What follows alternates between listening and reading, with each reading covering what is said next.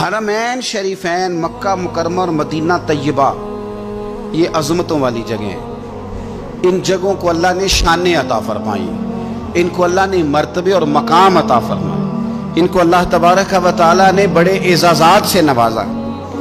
حج نہیں ہو رہا اس دفعہ، دنیا سے زیادہ لوگ نہیں جا رہے۔ چاہیے تو یہ تھا کہ لوگ بڑا شوق پیدا کرتے، ذہن کے اندر خیال آتا کہ میں اپنی تڑپ کو بڑھاؤں، لوگ روتے دعائیں مانگتے، لیکن ہم کہتے ہیں خیر صلی اگلے سال چلے جائیں گے۔ میری تو رائے یہ ہے کہ یہ جو اس دفعہ حج عمرہ کچھ عرصے کے لیے نہیں ہو رہا تو اللہ تعالیٰ ہماری تڑپ بڑھانا چاہتا ہے، ذوق بڑھے، شوق بڑھے، خانہ کعبہ کے فضائل پڑھیں، مدینہ طیبہ کی عظمت کو سوچیں، نعتیں سنیں، وہ ذوق جو خاص کیفیت ہے اس کو پیدا کریں۔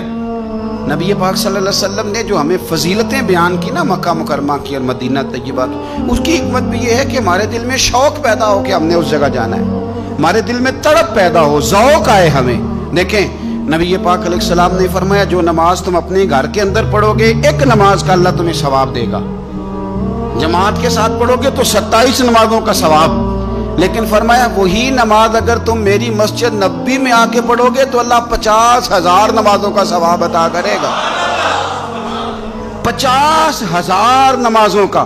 اور مدینے والے حبیب فرمانے لگے وہی نماز اگر تم نے بیت اللہ میں آ کے پڑھی تو نماز ایک ہوگی، لیکن رب تمہیں 1,00,000 نماز کا ثواب عطا فرمائے گا۔ اب یہ فضیلت حضور نے بیان کی، فضیلت دیکھیں، اللہ تعالیٰ کی رحمتیں ہر جگہ برستی، یہاں کب برسیں گی ہمیں کوئی پتہ نہیں، تقریر کے وقت، خطبے کے وقت، نماز کے وقت، دعا کب برسیں گی نہیں پتہ، لیکن خانہ کعبہ کا جو معاملہ ہے اور وہاں جو رحمت کا معاملہ ہے، ملا رومی فرماتے ہیں کہ خدا کی رحمت اگر تجھے اتنی مل جائے نا قطرے کے برابر بھی، تو سمجھ لے تیری دنیا بھی بن گئی اور تیری آخرت بھی بن گئی۔ اب میرے نبی پاک علیہ السلام کی حدیث سنیں، حضور فرماتے ہیں روزانہ بیت اللہ شریف پر اللہ کی 120 رحمتوں کا نزول ہوتا ہے۔ یا رسول اللہ کس وقت ہوتا ہے؟ فجر کے وقت، ظہر کے وقت، عصر کے وقت، طواف کے وقت، نماز کے وقت، کب؟ تو حضور نے طے کر کے بتایا، فرمایا 120 رحمتیں اللہ خانہ کعبہ پہ نازل فرماتے ہیں۔ یا رسول اللہ کب؟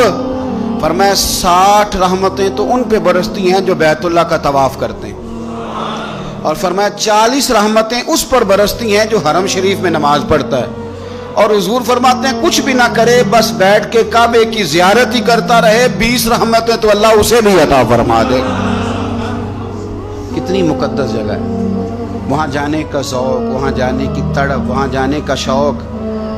ان لوگوں سے تھوڑا سا شکوہ ہے جو کہتے ہیں جی میں نے جی بڑی راج راج کے زیارت کر لی ہے، بس راج گئے، ختم ہو گئی بات۔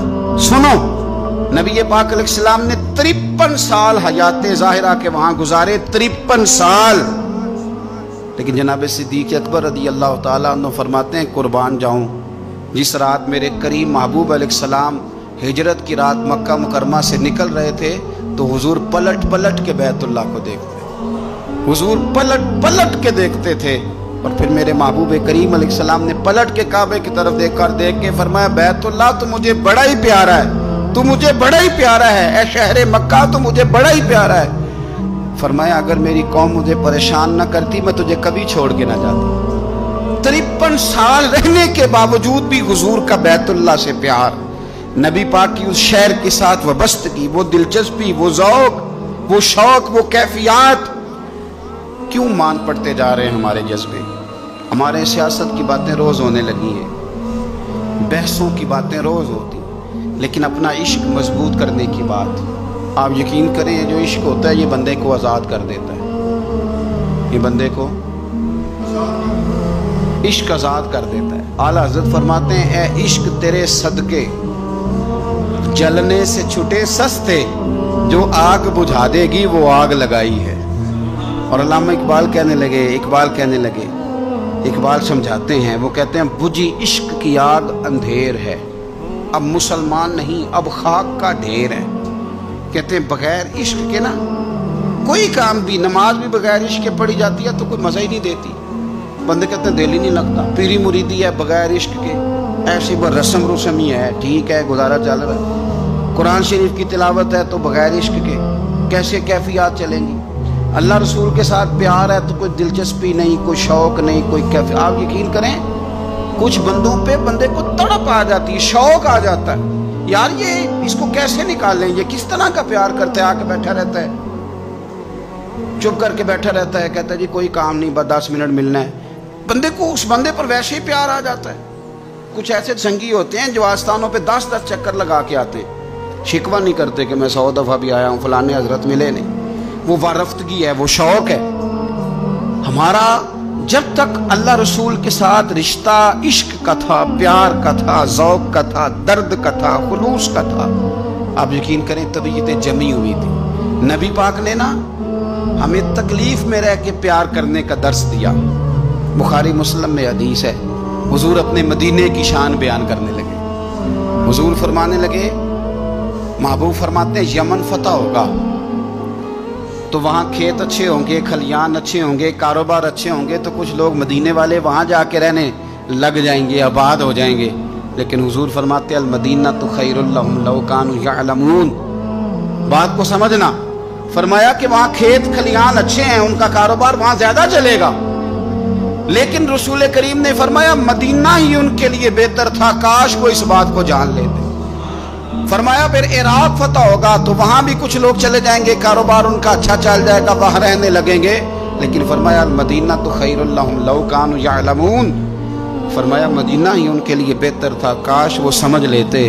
اور میرے نبی پاک علیہ السلام نے فرمایا جو مدینے میں ڈٹے رہیں گے اور مدینے کی تکلیفوں پر صبر کریں گے، اذیتوں پر صبر کریں گے، فرمایا اگر وہ گناہگار ہوں گے مدینے میں رہنے والے تو میں قیامت میں ان کی سفارش کروں گا، اور اگر نیکوکار ہوں گے تو میں اللہ کی بارگاہ میں ان کی نیکیوں پر گواہ بن جاؤں گا، گویا میں ان کے ساتھ رہوں گا۔ مدینے کے ساتھ نبی پاک کی جو محبت ہے، حضور کا جو پیار ہے، جس رات میرے نبی پاک صلی اللہ علیہ وسلم مکہ مکرمہ سے نکل رہے تھے نا مدینہ طیبہ جانے کے لیے، تو حضور نے دعا فرمائی، کہا اے اللہ تو نے مجھے اس شہر سے نکالا جو مجھے بڑا ہی پیارا تھا، اے اللہ یہاں بڑی یادیں تھیں، بڑا پیار تھا، تو نے وہاں سے نکالا جو مجھے بڑا پیارا تھا، اے اللہ اب تو مجھے اس شہر میں داخل فرما جو تجھے بڑا پیارا ہے، وہاں داخل فرما جو تجھے بڑا پیارا ہے۔ مدینہ طیبہ کے لیے نبی پاک نے دعا فرمائی، کہا اے اللہ تیرے نبی ابراہیم علیہ السلام نے مکے کے لیے دعا کی تھی، میں مدینے کے لیے دعا کرتا،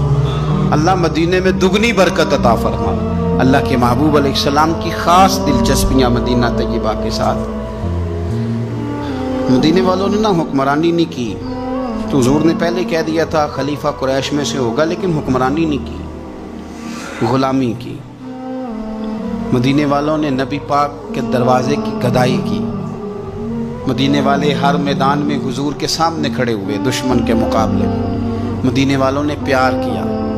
اس لیے میرے نبی پاک علیہ السلام نے فرمایا اگر لوگوں کے 2 گروہ ہو گئے، 2 لائنوں میں لوگ چلنے لگے، ایک لائن ادھر چل رہی ہے ایک ادھر چل رہی ہے، تو حضور فرماتے ہیں میں تو اس لائن میں چلوں گا، اس قطار میں چلوں گا جس میں مدینے کے لوگ چل رہے ہوں۔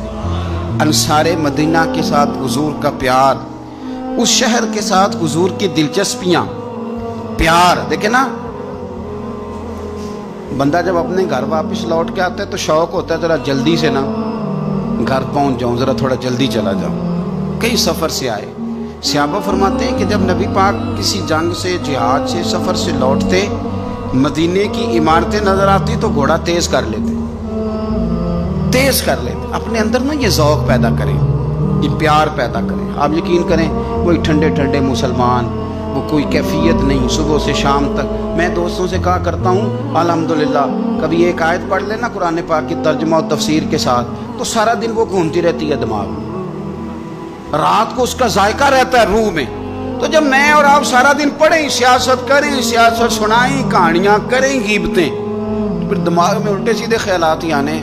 تو اگر صبح اٹھتے ہی سب سے پہلے مدینے والے کی ایک نعت سنی جائے اور شام کو سوتے وقت بھی ایک نعت سنی جائے، ایک نعت نعمتیں بانٹتا جس سمت وہ ذیشان گیا، اس طرف منشی رحمت کا قلم دان گیا، تجھے جانا تجھے مانا نہ رکھا غیر سے کام، للہ الحمد میں دنیا سے مسلمان گیا۔